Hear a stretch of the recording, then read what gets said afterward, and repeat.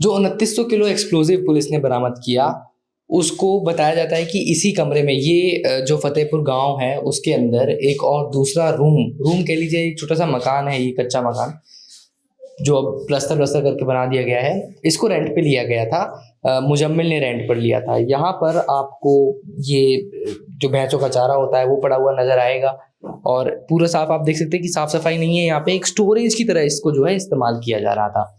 यहाँ से पुलिस ने जो है वो बरामद किया और मुजम्मिल को जब गिरफ्तार किया गया तो यहाँ लेकर नहीं आई पुलिस, क्योंकि पुलिस का ये कहना था कि मुजम्मिल जो एक बड़ा एक्यूज था, इसलिए उसको घर नहीं लाया गया। जो उसने 2 कमरे ले रखे थे गांव के अंदर, एक और दूसरा मकान है वो भी हम आपको दिखाएंगे, लेकिन ये एक स्टोर रूम बताया जाता है जहाँ से उसने वो 2900 किलो एक्सप्लोजिव पुलिस को मिला, वेपन्स मिले, यहाँ पे छुपा के उसने रख रखे थे। दिल्ली में जो ब्लास्ट हुआ रेड फोर्ट के बाहर, जिसमें 13 लोगों की जान गई, और उसकी इन्वेस्टिगेशन के तार इस जगह से जुड़े हुए हैं जहां मैं इस वक्त खड़ा हूँ। मैं अल-फलाह यूनिवर्सिटी के बाहर मौजूद हूँ, हरियाणा के फरीदाबाद डिस्ट्रिक्ट में ये यूनिवर्सिटी है। 2019 से इस यूनिवर्सिटी में मेडिकल कॉलेज की पढ़ाई चलती है। इसी यूनिवर्सिटी में पढ़ाने वाला शख्स है डॉक्टर मुजम्मिल। डॉक्टर मुजम्मिल, जिसको पुलिस ने अब गिरफ्तार कर लिया है, जिसके पास से 2900 किलो एक्सप्लोजिव जो है वो बरामद हुआ। क्या ये वही एक्सप्लोजिव है जिसका इस्तेमाल रेड फोर्ट के बाहर ब्लास्ट करने के लिए किया गया? और तो और इसी यूनिवर्सिटी में डॉक्टर उमर नाम का शख्स, जो कि ब्लास्ट के दौरान गाड़ी के अंदर मौजूद था, वो भी यहीं पढ़ाया करता था। हमने यहाँ पहुंचकर स्टूडेंट्स के अलावा यहाँ पर जो गांव है जहाँ पर डॉक्टर मुजम्मिल का घर है, जहाँ पर डॉक्टर मुजम्मिल के उस स्टोरेज से 2900 किलो एक्सप्लोजिव बरामद हुआ था, वहां जाकर आपको रिपोर्ट दिखाने की कोशिश की है। हमने लोगों से बात करने की कोशिश की, समझना चाहा कि डॉक्टर मुजम्मिल को किसने देखा, कैसे देखा। जो भी हमने पाया मैं आपको आगे की रिपोर्ट में दिखाता हूँ। जो 2900 किलो एक्सप्लोजिव पुलिस ने बरामद किया, उसको बताया जाता है कि इसी कमरे में ये जो फतेहपुर गांव है उसके अंदर एक और दूसरा रूम कह लीजिए, एक छोटा सा मकान है, ये कच्चा मकान जो अब प्लस्तर करके बना दिया गया है, इसको रेंट पे लिया गया था। मुजम्मिल ने रेंट पर लिया था। यहाँ पर आपको ये जो भैंसों का चारा होता है वो पड़ा हुआ नजर आएगा और पूरा साफ आप देख सकते हैं कि साफ सफाई नहीं है। यहाँ पे एक स्टोरेज की तरह इसको जो है इस्तेमाल किया जा रहा था। यहाँ से पुलिस ने जो है वो बरामद किया और मुजम्मिल को जब गिरफ्तार किया गया तो यहाँ लेकर नहीं आई पुलिस, क्योंकि पुलिस का ये कहना था कि मुजम्मिल जो एक बड़ा एक्यूज था, इसलिए उसको घर नहीं लाया गया। जो उसने 2 कमरे ले रखे थे गांव के अंदर, एक और दूसरा मकान है वो भी हम आपको दिखाएंगे, लेकिन ये एक स्टोर रूम बताया जाता है जहाँ से उसने वो 2900 किलो एक्सप्लोजिव पुलिस को मिला, वेपन्स मिले, यहाँ पे छुपा के उसने रख रखे थे। मैं आपको और जगहें दिखाता हूँ। यहाँ पर जो है रूम, बाकी के भी रूम्स हैं इधर, ये लोकल बच्चे अब तो इसको खेल रहे हैं। यहाँ पे एक और रूम आपको मैं दिखाता हूँ। ये इस रूम के अंदर आपको बेड नजर आएगा। बेड्स के अलावा ऊपर एक टांड है, कच्ची टांड जिसको बोलते हैं। प्लस्तर वाला कच्चा रूम है, इसमें कोई पेंट वेंट और इस तरह की चीज़ें नहीं है और गांव के काफ़ी आउटस्कर्ट्स पे है ये। अगर फरीदाबाद के डिस्ट्रिक्ट में इस धौज गांव और फतेहपुर गांव की बात करें तो गांव के भी एकदम आउटस्कर्ट्स पे है, खेतों के पास। और यहाँ पर दीवारों पे कुछ लिखा गया है। फिलहाल मुजम्मिल के अलावा जो डॉक्टर शाहीन है उसको भी गिरफ्तार किया गया है और जो आरोप है, और डीसीपी साहब का भी ये कहना था कि जो वेपन्स इस्तेमाल हुए हैं, जो केमिकल्स इस्तेमाल हुए हैं, उसमें कहाँ से वो केमिकल्स आए, कब से इकट्ठा किए जा रहे थे, अब इस चीज़ पर तफ्तीश की जाएगी। और इसके अलावा जो चौथा शख्स था इस पूरे नेक्सस में मॉड्यूल में, जो कि डॉक्टर उमर बताया जा रहा है, डॉक्टर उमर जो कि उसी गाड़ी के अंदर मौजूद था। ये एक और रूम आपको इधर देखने को मिलेगा, ये उसी मकान का हिस्सा है। इसमें आपको ये ड्रम नजर आएगा। ड्रम के अंदर अगर आप देखेंगे तो कुछ गेहूं है या कुछ इस तरह की चीज़ है। जी बिल्कुल गेहूं है, ये गेहूं पड़ा हुआ है ड्रम के अंदर।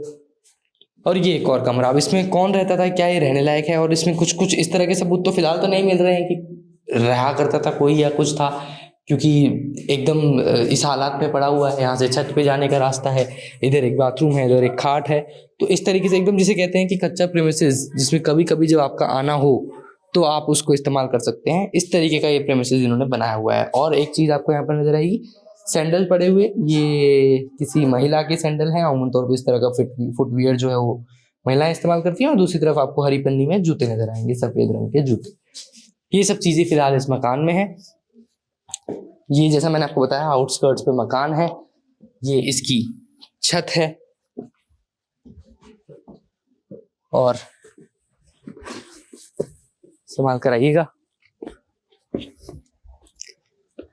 ये इस मकान की छत है और अब मैं यहाँ से आपको अंदाजा देने की कोशिश करता हूँ कि कितना आउटस्कर्ट पे है ये मकान। आप इधर से देखिए, ये जो है गांव है, गांव के अंदर ये ढेरा कॉलोनी नाम की एक जगह है। उसके बाद आपको यहाँ पर खेत ही खेत नजर आएंगे चारों तरफ, मेरे पीछे भी, मेरे राइट हैंड साइड पे भी, मेरे लेफ्ट हैंड साइड पे भी सिर्फ खेत हैं। एकदम आउटस्कर्ट पे है ये। यहाँ पे इस ड्रम में रोटियां, बहुत सारी सूखी हुई रोटियां रखी गई हैं। लगता है ऐसा है कि खाने के बाद जब कोई रोटी बच जाती है तो शायद ऊपर रख दी गई होगी, पंछी वंछी खा लें, किसी ने खाई नहीं है। और इसी मकान के साथ में ये एक और प्लॉट है जो खाली पड़ा हुआ है, जिसमें आपको गोबर के उपले और ये सब चीज़ें नज़र आएंगी।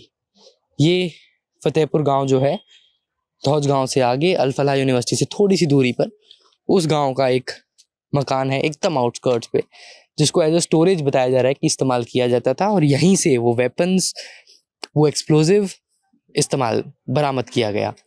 सवाल ये उठ रहा है कि जो एक्सप्लोजिव दिल्ली में जिस गाड़ी के अंदर ब्लास्ट हुआ, उसमें जो एक्सप्लोजिव इस्तेमाल किया गया था, क्या उस एक्सप्लोजिव का इस एक्सप्लोजिव से डायरेक्ट लिंक था? और अगर लिंक था तो क्या यहाँ से जो 2900 किलो एक्सप्लोजिव इस्तेमाल किया गया है, उस सब को इस्तेमाल करके एक और बड़ा ब्लास्ट प्लान किया जा रहा था? ये सवाल है। पुलिस की टीम यहाँ पर लगातार आ रही है, आना जाना हो रहा है, अपनी इंक्वायरी सबकी तरफ से की जा रही हैं। ये फतेहपुर के अंदर डॉक्टर मुजम्मिल का मकान, जहाँ पे इसको स्टोरेज की तरह इस्तेमाल किया जाता था। यहाँ से थोड़ी सी दूरी पर एक दूसरा मकान भी है, वो भी मैं आपको दिखाने की कोशिश करूँगा। विपिन मौजूद हैं, विपिन अल-फलाह यूनिवर्सिटी में ही काम करते हैं और मैं उस जगह पर मौजूद हूँ। थोड़ी दूरी पर हमने आपको रिपोर्ट्स में जैसा दिखाया, वो जगह जहाँ से पुलिस ने वो एक्सप्लोजिव बरामद किया और डॉक्टर मुजम्मिल जो कि अल-फलाह यूनिवर्सिटी में पढ़ाया करते थे, उनका जो है यहाँ पर ये स्टोरेज बताया जा रहा है। विपिन, आप क्या काम करते हैं उधर? मैं तो जी हाउसकीपिंग का काम करता हूँ डॉक्टर कैंटीन में। हॉस्पिटल की तरफ तो मेरा कोई काम ही नहीं है। अच्छा, आप कब से काम करते हैं उधर? काफी साल हो गई। अच्छा, तो ये डॉक्टर मुजम्मिल जो हैं, जो कि उधर ही काम करते थे, कभी आपने उनको देखा या मिलना ऐसा कुछ होता था? देखा वेखा तो नहीं है, बताया जा रहा है कि वो इमरजेंसी में ही रहते थे। इमरजेंसी वार्ड है जो, उसमें ही रहते थे, नाइट ड्यूटी रहती थी उनकी, बस इतना ही पता है। तो जो बताया जा रहा है वही बता रहा हूँ मैं आपको। अच्छा, नाइट ड्यूटी रहती थी आपको? हाँ। ये आप भी इधर ही रहते हैं? ये कॉलोनी जो ढेरा कॉलोनी किसको कहा जाता है ना? ढेरा कॉलोनी मेरा पल्ले साइड घर है। अच्छा, तो आप बचपन से यहीं रहते हैं, शुरू से ही? हाँ, शुरू से यहीं रहते हैं। ये मकान एकदम कॉलोनी के लास्ट में है, इधर मैं देख रहा हूँ, पीछे कोई और मकान भी नहीं है, खेत ही खेत है सिर्फ इधर। वो बता तो रहे हैं, वो पता ही नहीं है, किसी ने देखा ही नहीं है उनको आते जाते अभी तक। किसी को कभी देखा ही नहीं है? किसी ने नहीं देखा, कॉलोनी में किसी ने नहीं देखा उनको अभी तक। जैसे अब आप इधर चक्कर मारने आए, तो पहले कभी आपका चक्कर लगता था इस तरफ या खेत की तरफ? तो कोई कुछ दिखा हो आपको इस मकान में? जैसे आया हूँ, बच्चे खेल रहे थे, मैं नहीं कहाँ चले गए, उनको ढूंढता आया हूँ अभी मैं। वरना इधर आना नहीं होता हमारा, कभी आने नहीं होता। पहली बात तो हम सुबह जाते हैं, दोनों हस्बैंड वाइफ, हम दोनों एक साथ ड्यूटी करते हैं, एक साथ काम करते हैं, सुबह निकलते हैं। अच्छा, आपकी पत्नी भी उधर ही काम करती है? उधर ही काम करती है, कैंटीन में ही। तो हम सुबह जाते हैं और शाम को आते हैं हम। तो ये कैंटीन में नहीं आते थे कभी डॉक्टर मुजम्मिल? आप कभी रहे हो? देखा ही नहीं इनको। अब तो आपने मीडिया में देखा होगा, इनके ऊपर आरोप लगे हैं, सामान एक्सप्लोजिव मिला है दिल्ली में जो ब्लास्ट हुआ है उसको लेकर। हाँ, ये तो न्यूज देखी थी हमने परसों, जब पता चला था। इतना ही पता जी हमें, देखो, और उसके बारे में हम किसी को कह नहीं सकते। जो भी हुआ है गलत हुआ है, ऐसा नहीं होना चाहिए था। ये विपिन है, जैसा आप ये इसी जगह पर रहते हैं, कॉलोनी है। और एक बार मैं आपको फिर से दिखाता हूँ जहाँ से हम आए हैं अभी रिपोर्ट करके। यहाँ से आपको उस मकान की वो छत नजर आएगी, वो छत है। और यहाँ से थोड़ा सा मेन कॉलोनी है। कुछ घर इधर, तो फिर भी कुछ घर हैं यहाँ पर, सड़क भी शायद बन रही है और उसके लिए ईंट वगैरह पड़ी हुई है, लेकिन वैसे ज्यादा लोग इधर नहीं रहते हैं। इस पूरी कहानी की शुरुआत 6 नवंबर को हुई। 6 नवंबर को जम्मू कश्मीर पुलिस को एक पर्चा लिखा हुआ मिला जम्मू कश्मीर के अंदर। इस पर्चे को पढ़कर पुलिस को एहसास हुआ कि जिस किसी ने भी ये पर्चा लिखा है, एडवर्टीजमेंट लिखा है, वो टेररिस्ट सिंपैथाइजर हो सकता है। पुलिस इन्वेस्टिगेट करती हुई सहारनपुर पहुंची। डॉक्टर आदिल नाम के शख्स को वहां से गिरफ्तार किया गया। आदिल की टिप पर पुलिस ने इस कॉलेज में रेड किया। यहाँ से गिरफ्तार किया गया डॉक्टर मुजम्मिल को और डॉक्टर शाहीन को। गिरफ्तारी के बाद पुलिस को यह भी पता चला कि इनके पास ढेर सारा एक्सप्लोजिव और वेपन्स हैं, जिनको सीज कर लिया गया। और इस पूरे मॉड्यूल में, पूरे नेक्सस में से एक शख्स गायब था, डॉक्टर उमर उसी गाड़ी के अंदर मौजूद था जिस गाड़ी को उड़ा दिया गया। ये जो शख्स है डॉक्टर उमर, इसकी काबिलियत इतनी ज्यादा कि स्टूडेंट्स ने बताया कि इसने नीट एसएस का एग्जाम, यानी कि एमडी की पढ़ाई करने के बाद भी जो एग्जाम होता है नेशनल लेवल का, उसको 3 बार क्वालिफाई किया।